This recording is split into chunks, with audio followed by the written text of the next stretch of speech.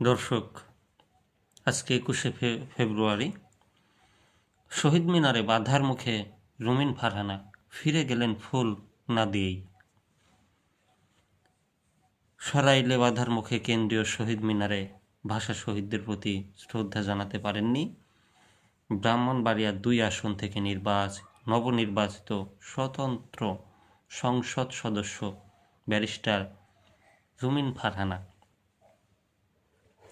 শুক্রবার 21 ফেব্রুয়ারি দিবাগত রাতে স্থানীয় শহীদ মিনার এলাকায় এ পরিস্থিতির সৃষ্টি হয়। এ ঘটনার প্রতিবাদে রুমিন ফারহানার সমর্থকেরা ঢাকা সিলেট মহাসড়ক অবরোধ করলে দুই পাশে অন্তত 10 কিলোমিটার দীর্ঘ যানজটের সৃষ্টি হয়। পরে পুলিশ গিয়ে পরিস্থিতি নিয়ন্ত্রণে আনলে যান চলাচল স্বাভাবিক হয়। স্থানীয় সূত্রে জানা গেছে, 21 ফেব্রুয়ারি প্রথম প্রহরে নেতাকর্মীদের নিয়ে শহীদ মিনারে পুষ্পস্তম্ভক অর্পণ করতে যান রুমিন ফারহানা।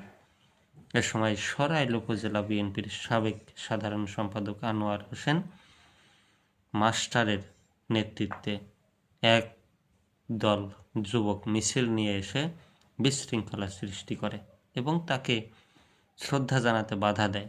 পরিস্থিতি উত্তপ্ত হয়ে উঠলে অপ্রীতিকর ঘটনা এড়াতে ফুল না দিয়েই এলাকা ত্যাগ করতে বাধ্য হন তিনি।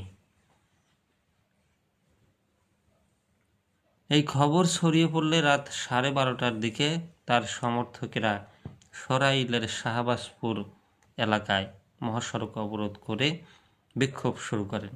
প্রায় 1 ঘন্টা সড়ক বন্ধ থাকায় সাধারণ যাত্রীরা চরম ভোগান্তিতে পড়েন।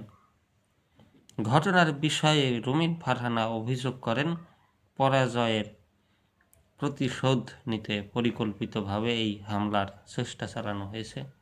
বিএনপি যদি এখনই মাঠ পর্যায়ের নেতাকর্মীদের নিয়ন্ত্রণ না করে তবে এর পরিণাম ভয়াবহ হবে।